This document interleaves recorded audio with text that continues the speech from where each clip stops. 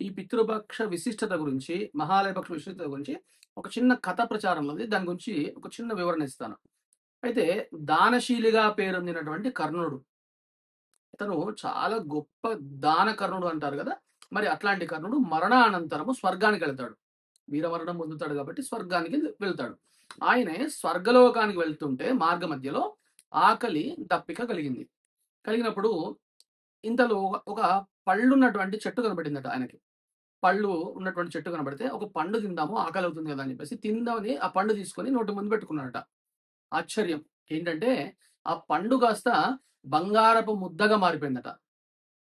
ఇంకా ఆ చెట్టుకున్నటువంటి పళ్ళే కాదు, ఇంకా దారిలో ఉండేటువంటి ఏ చెట్టు పండు కోసి తెంపి తినబోయినా కూడా అదంతా కూడా బంగారం లాగా మారడము కనబడుతుందట ఆయనకి. అసలు బంగారం ఎట్లా తింటాము? పళ్ళు తింటాం కదా! మరి ఇలా లాభం లేదనుకోని కనీసం దాహం అవుతుంది కదా! దప్పిక తీర్చుకుందాము అని అనుకొని ఆయన ఏం చేశాడంటే పక్కన ఒక సెలయేరు వెళ్తుందట స్వర్గం వెళ్ళే దారిలో. సెలయేరు వెళుతుంటే ఆ సెలయేరుకి సమర్పించి ఒక దోసిల్లో నీళ్లు తీసుకొని నోటితో తాగడానికి సిద్ధపడ్డాడు. అది కూడా బంగారపు నీరుగా మారిపోయిందట. అంటే నీళ్లు కూడా బంగారంగా మారిపోయినాయి. మారిపోతే ఇంకా చాలా దుఃఖపడ్డాడు. ఆకలవుతుంది, దాహం అవుతుంది, దుఃఖపడ్డాడు. ఇక స్వర్గానికి వెళ్ళిపోయాడు. స్వర్గానికి వెళ్ళిన తర్వాత కూడా ఆయన పరిస్థితి అదే. అంత దానం చేస్తున్నాడు కదా! మరి అంత పరిస్థితి అదే. దాంతో అసలు ఏం తప్పు చేశాను జీవితంలో? నేను అన్ని రకాల పుణ్యాలే చేసి ఉన్నాను కదా! అడిగిన వారికి లేదని కూడా దానం చేశాను కదా!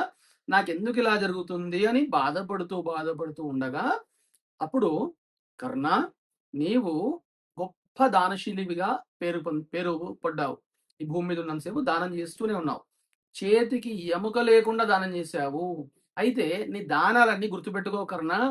నీ దానాలన్నీ కూడా బంగారము, వెండి, డబ్బు రూపంలో చేశావు, పశువుల రూపంలో చేశావు. కానీ ఏ ఒక్కళ్ళకి కూడా నువ్వు అన్నం పెట్టలేదు. కాబట్టి అన్నం పెట్టలేదు, ఆకలి తీర్చలేదు కాబట్టి నీకు ఇట్లాంటి దుస్థితి కలిగింది అని అశరీరవాణి అంటే ఆకాశం నుండి ఈ విధంగా మాటలు వినబడ్డాయట.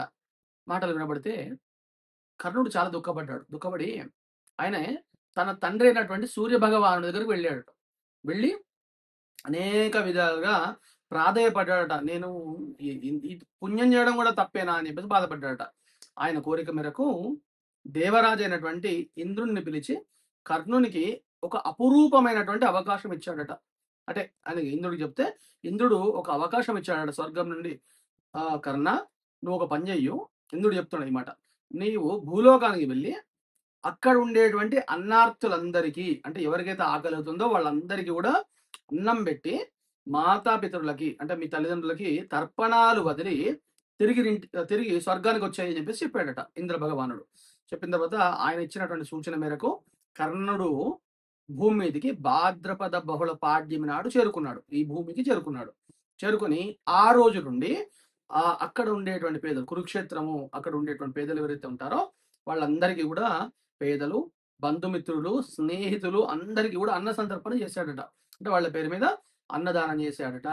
పితృదేవతలకు తర్పణాలు వదిలాడట. మళ్ళీ తిరిగి అమావాస్య నాడు స్వర్గానికి వెళ్ళిపోయాడు. అంటే 15 రోజులు ఉన్నాడు మన భూమి మీద ఆయన. కాబట్టి ఎప్పుడైతే కర్ణుడు అన్న సంతర్పణలు చేసి పితృతర్పణలు చేశాడో అప్పుడు ఆయన కడుపు నిండిందట. అప్పటిదాకా ఆయనకు కడుపు అనేది నిండలేదు, ఆకలి తీరలేదు. ఈ పితృదేవతల సంతృప్తి చెందిన తర్వాత అతని ఆకలి తీరిన తర్వాత అతను 15 రోజులు భూమి మీద గడిపి తిరిగి స్వర్గలోకానికి వెళ్ళాడట. అప్పుడు ఆయనకు వరం లభించింది ఏమిటంటే ఈ పక్షం రోజులన్నీ కూడా మహాలయ పక్షం అని పేరు పొందుతాయి. అదేవిధంగా ఈ మహాలయ పక్షంలో చివరి రోజు వచ్చేది మహాలయ అమావాస్య అని పేరు పడుతుంది. కాబట్టి ప్రతి ఒక్కళ్ళు కూడా కులాలు, మతాలు, అన్ని రకాల వర్ణాలకు అతీతంగా ఈ యొక్క కుటుంబంలో వచ్చేటువంటి సభ్యులు కానివ్వండి, స్నేహితులు కానివ్వండి, గురువులు కానివ్వండి, ఆయా వ్యక్తులకు మీ పితృదేవతలకు తిల శ్రాద్ధం చేయండి.